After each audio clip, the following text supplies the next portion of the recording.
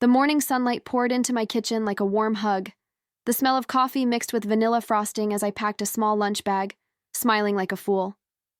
Today was Andrew's birthday. My husband, my partner, my favorite person, as I like to call him. I'd planned everything: his favorite meal, a small cake, even a handwritten card. It felt good to do something sweet for him, to remind him that after all these years, I still cared. I wanted him to feel seen, appreciated, loved. My phone buzzed, and Sarah's voice burst through, half teasing, half excited. "So what's the grand plan, Mel? Balloons? A marching band?" I laughed, nearly dropping the frosting spatula. "Oh, please, I'm not that dramatic. Just a surprise lunch and his favorite cake. He always says no one celebrates him at work." Sarah snorted. "Just don't make him faint when you show up." I rolled my eyes, still smiling. Everything about that morning felt light, simple even. I had no idea what was waiting on the other side of that smile. Before leaving, I added the final touch, a little card that read, "To my favorite person, from your biggest fan." It was cheesy, I know, but it felt right. I took a step back, admiring my work like a kid before Christmas. Then I grabbed the cake, called a cab, and headed out. I remember watching my reflection in the window, the city flying by behind me. I looked happy, peaceful. It's almost funny how life can look perfect, seconds before it isn't. The cab ride felt longer than usual, maybe because my heart was racing with excitement. I imagined his face when he saw me, that crooked smile he used to give me when I surprised him back in our dating days. Back then, it took so little to make him happy. A note in his jacket pocket, dinner waiting when he came home late. Somewhere along the way, I guess I started chasing that version of him again. The one who used to look at me like I was his favorite part of the day. As the city rolled past, I couldn't help glancing at the cake box on my lap. The frosting had smudged a little on the side, and for some reason that made me smile even more. It wasn't perfect, but neither were we. I told myself that was okay. Real love never is. I pictured walking into his office, everyone clapping, maybe even a few jealous coworkers wishing someone cared for them like that. My chest felt warm just imagining it. For once, I wanted to make him feel special. When we finally pulled up to his office building, I took a deep breath. It looked so professional, tall glass doors, people in suits rushing in and out like clockwork. I hesitated for a second, straightened my hair, and reminded myself why I was there: to celebrate him. I paid the driver, thanked him, and stepped onto the sidewalk with the cake in my arms. The sun hit my face, and for that brief moment, I thought, this is what happiness feels like. If only I had known that inside those doors, that feeling was about to end. Inside the lobby, everything gleamed: marble floors, quiet hum of printers somewhere in the distance, and the faint smell of coffee and cologne. I walked toward the reception desk, clutching the cake like it was something sacred. People glanced my way, probably wondering who walks into an office on a Friday with balloons and a lunch bag. I didn't care. I felt proud. Proud to be his wife. Proud to celebrate him. Proud to still believe in small gestures. That belief, it used to mean everything to me. While waiting for the elevator, I checked the note again, just to make sure the ink hadn't smudged. "To my favorite person, from your biggest fan." I whispered it under my breath, smiling like a teenager in love. There's something about surprises. They remind you of how much you still hope. Hope that someone will notice. Hope that love still matters. I felt that hope swelling in me, stronger than reason, stronger than time. That kind of faith is dangerous, I'd later learn. As the elevator doors opened, I stepped inside, my heart pounding with joy. The mirror reflected a woman who still believed her marriage was whole, that love could be mended with effort and frosting. I remember thinking, he'll be so happy when he sees me. And that thought, that tiny, innocent thought, was the last peaceful one I'd have for a very long time. The elevator doors slid open, and I stepped into a hallway that smelled faintly of toner and peppermint. My heels clicked against the polished floor, echoing louder than I expected. I held the cake steady and rehearsed what I'd say when I walked in. something playful, like, guess who couldn't wait till dinner? My heart fluttered at the thought. I felt like a girl again, sneaking into her boyfriend's workplace just to see him smile. It was silly, maybe, but it felt right. Then I reached the reception desk. The girl behind it, barely out of college by the look of her, had the kind of bright smile that made people trust her instantly. "Hi," I said cheerfully, setting the cake on the counter. "I'm here to surprise Andrew Miller. It's his birthday." She froze. The smile slipped from her face so quickly it was almost comical. I laughed softly, thinking she was confused. "You know Andrew Miller? From sales?" I added. Her eyes darted to mine, and something in them made my stomach tighten. "Andrew Miller?" she repeated, her voice suddenly hesitant. "You're his wife." I nodded, still smiling, though something in her tone made the air around us feel heavier. And then her face went pale. Really pale. Like she'd just realized she'd said something she shouldn't have. "Oh my God," she whispered. I thought you were the other woman." For a second, I thought I'd misheard her. The words just hung there, strange and heavy, like smoke that wouldn't clear. "The other woman?" I repeated, my voice barely a whisper. The girl, Lily, her name tag said, looked like she wanted to disappear into the floor. "I'm so sorry," she stammered, eyes wide, hands trembling slightly. "I shouldn't have said anything." My fingers tightened around the cake box until the plastic creaked. I felt my smile freeze in place, like my face didn't belong to me anymore. "I'm sorry," Lily said again, her voice smaller now. She comes in sometimes during lunch. I thought—" She stopped herself, biting her lip. My heart was pounding so hard it hurt. I forced a breath, trying to sound normal, polite even. "She comes in? Who is she?" I asked, keeping my tone soft, almost friendly. Lily shook her head quickly. "I don't know her name. Blonde, pretty, always in a hurry. Please, don't tell him I told you." Her eyes pleaded with me, as if I were the one who might cause trouble. I nodded slowly, even smiled.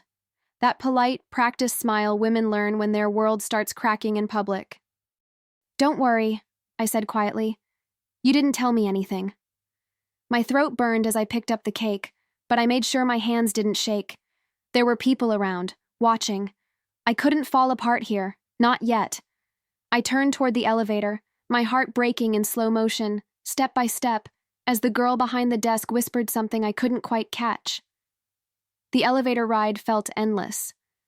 I stood there clutching the cake, staring at my reflection in the mirrored walls.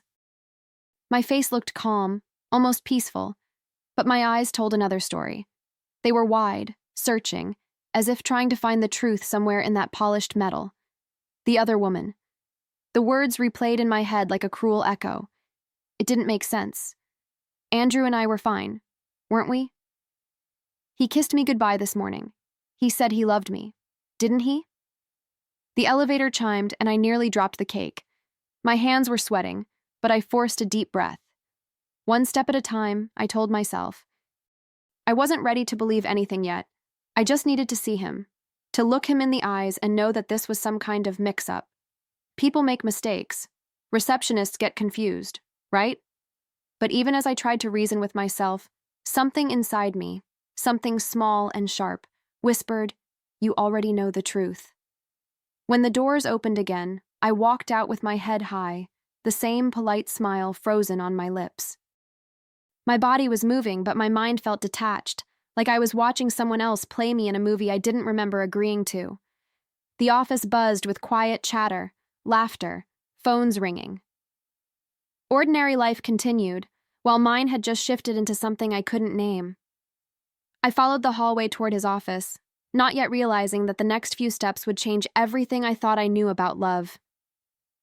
I stopped just before his office door. The glass walls made it impossible to hide anything.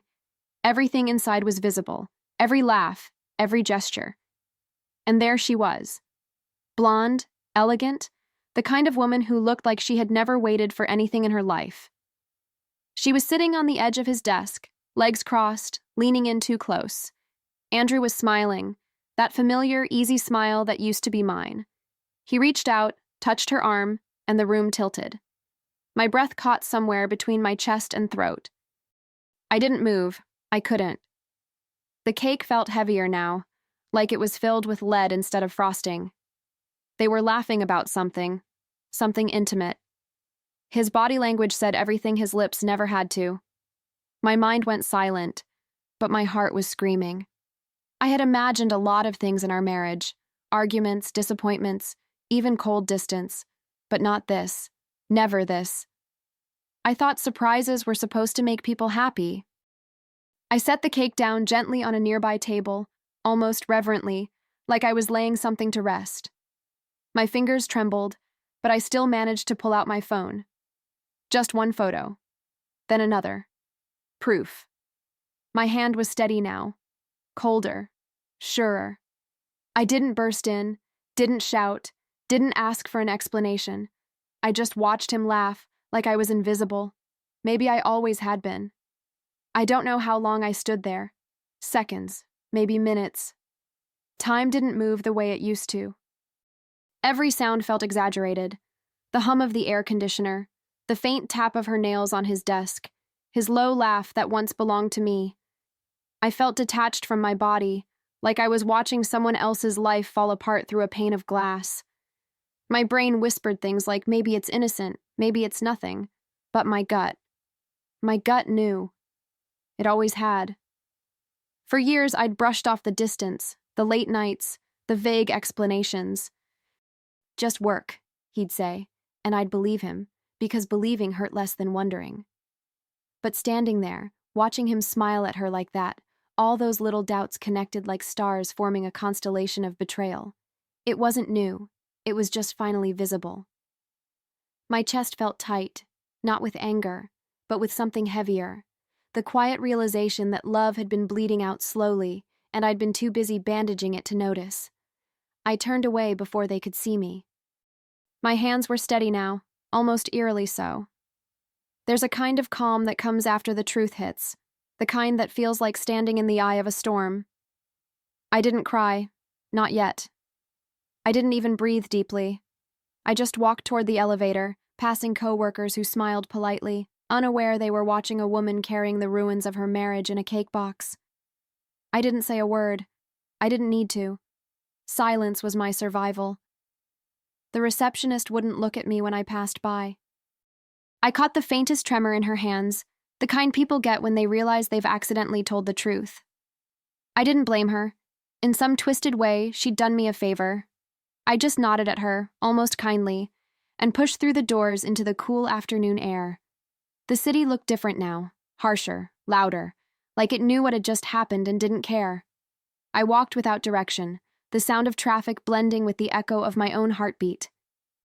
When my phone buzzed later that night, his name lit up the screen. Andrew.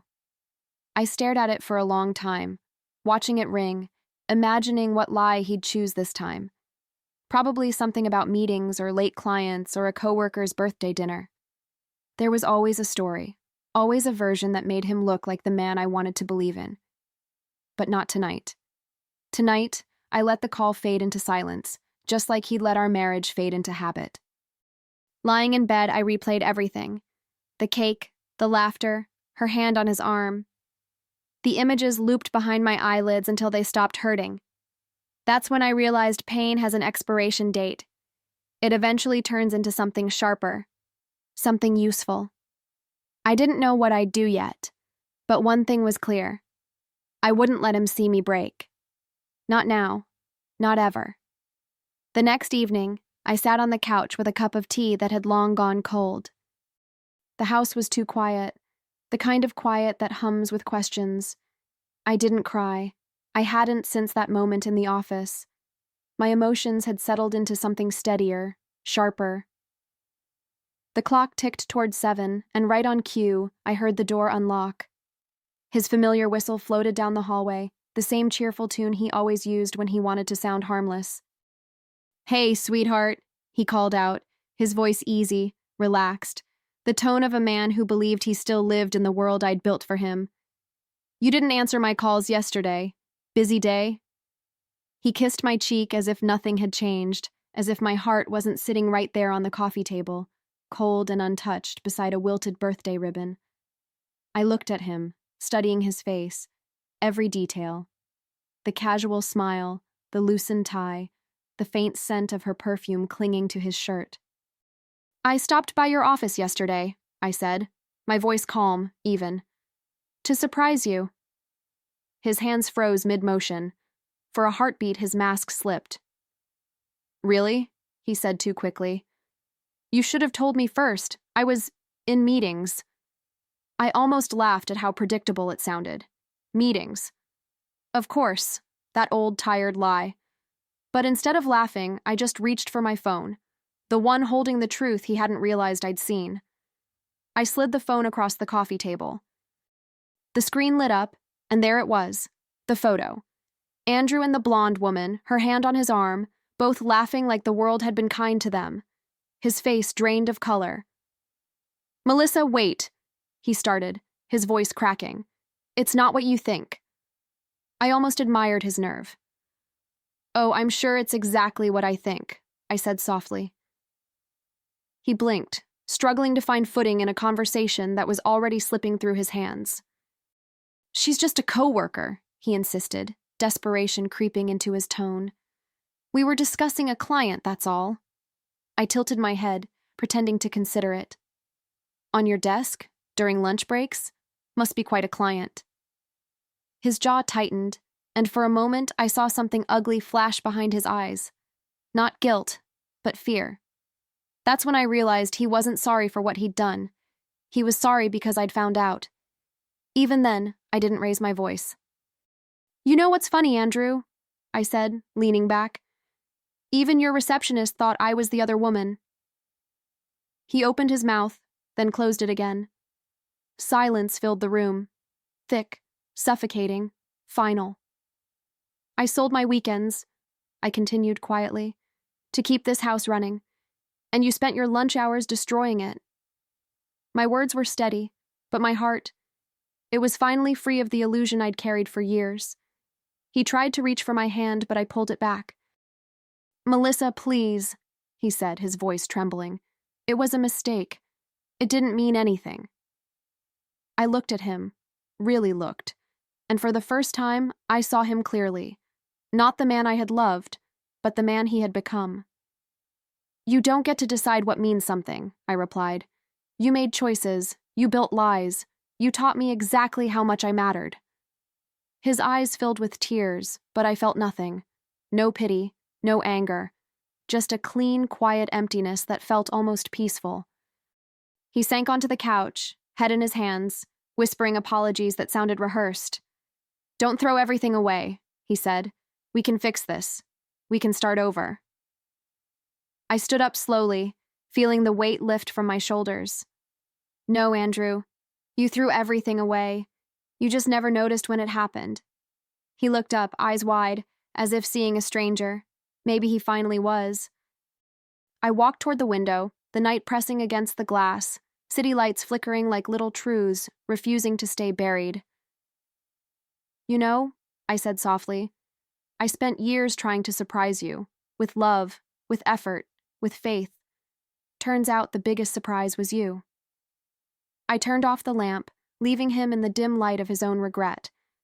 I didn't slam the door when I left. I didn't need to. Some endings don't echo, they just close. Quietly, permanently.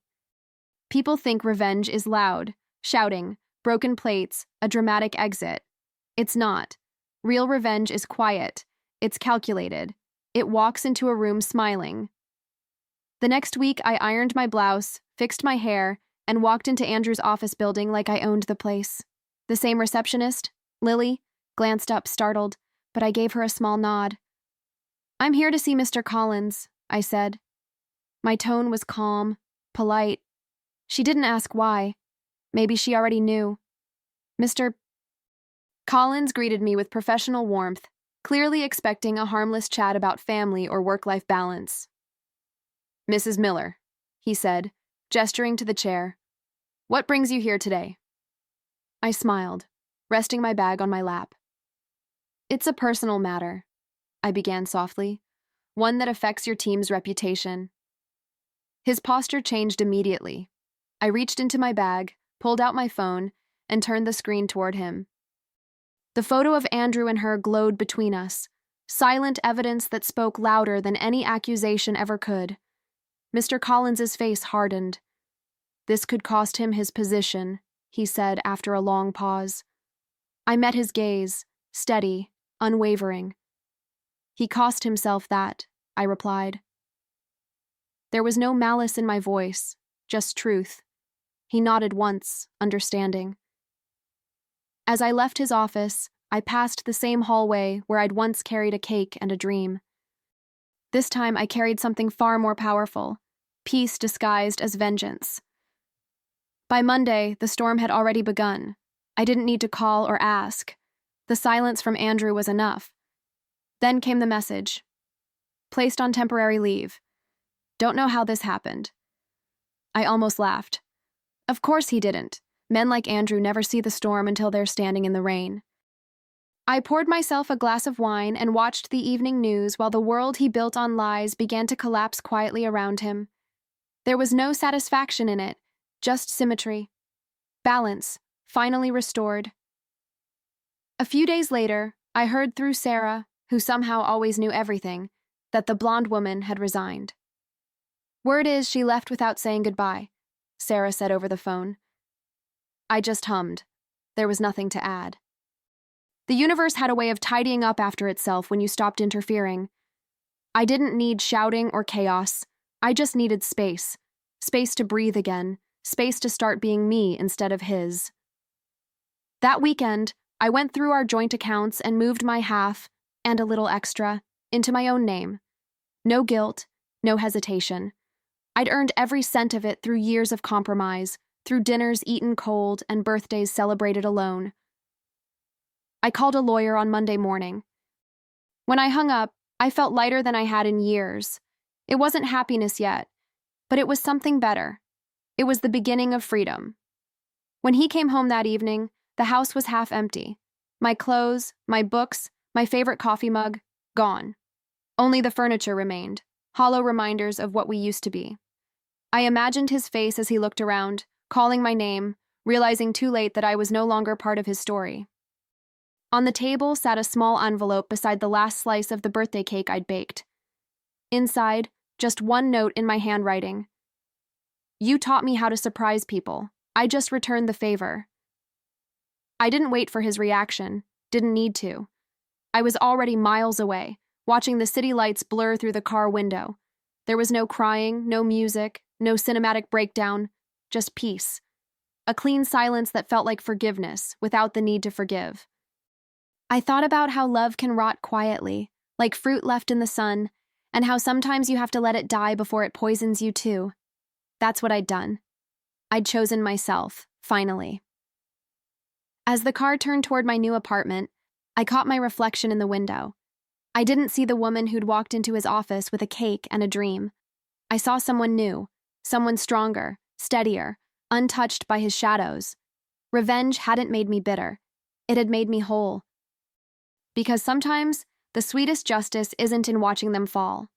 It's in knowing they'll never rise again in the world you've already outgrown. 6 months later, I walked into a new office. My office. The morning sun streamed through tall windows, painting everything in gold. The air smelled like fresh paint and coffee, two of my favorite things. On the wall hung the logo of the company I'd helped build with an old colleague who believed in second chances. As I looked around, a quiet smile tugged at my lips. This was what starting over looked like. Not dramatic, not loud, just solid and real. For the first time in years, I felt completely at home. Sarah showed up that afternoon with flowers, bright yellow ones, the kind she knew I loved. She placed them on my desk and gave me that knowing grin only old friends can pull off. You've changed, Mel, she said. You look alive. I laughed, setting down my coffee. That's because I stopped celebrating someone who didn't deserve it, I told her. Now I celebrate me. She nodded, a spark of pride in her eyes. There was no pity between us anymore, just understanding. As the day went on, people dropped by to welcome me, to shake my hand, to talk about plans and projects. It wasn't just work, it was purpose. Every email, every decision, every breath in that space reminded me that I'd built something out of the ashes. I wasn't the woman who waited by the phone anymore. I was the woman who wrote her own next chapter. One signature, one choice, one sunrise at a time. That night, the apartment felt different. Light, open, mine. No ghost of arguments in the hallway, no silence waiting to swallow me whole. Just me, the soft hum of the city outside, and the faint scent of jasmine from the candle flickering on the counter. I poured myself a glass of wine and looked around at the small, imperfect space that now held my peace. It wasn't the biggest apartment, but every inch of it belonged to me. Every book on the shelf, every mug in the cupboard, every decision made without fear. I ordered takeout, the kind Andrew used to hate, spicy noodles that made my lips burn and my eyes water. It felt like rebellion in a paper box. I sat by the window, barefoot, watching the city glow below. Somewhere out there, he was probably sitting in the house we once shared, replaying everything that had gone wrong, wondering when exactly he lost me. The truth was, he hadn't lost me that day at the office. He'd lost me slowly. One excuse, one lie, one forgotten touch at a time. As the night deepened, I found myself smiling, not out of joy, but out of peace. Healing isn't loud, it's quiet, like the sound of breathing after a storm. I'd spent years giving pieces of myself away to keep someone else whole. Now I was done shrinking. I wasn't surviving anymore. I was living, unfiltered, unapologetic, and finally, unbroken. Before heading to bed, I opened the small bakery box sitting on the counter. Inside was a single cupcake, chocolate with vanilla frosting, just like the cake I once made for him. I placed it on a plate, struck a match, and lit a single candle. The tiny flame flickered, reflecting off the window, warm and fragile like hope itself. I smiled softly. This time, the celebration wasn't for him. It was for me, for the woman who had walked through fire and learned to dance in the ashes. I took a deep breath and whispered, "Happy birthday, Andrew. Hope your next surprise isn't as sweet." The words didn't sting. They floated out into the quiet night, carried away by the hum of the city and the steady rhythm of my own heartbeat. I closed my eyes for a moment, letting the peace settle. It wasn't vengeance anymore.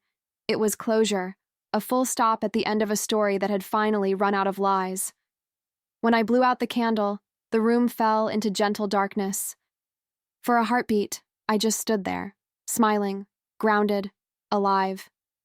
I realized that I didn't need anyone to witness this moment for it to matter. The world didn't need to know how far I'd come. I knew.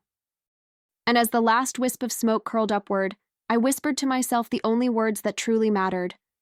I'm free.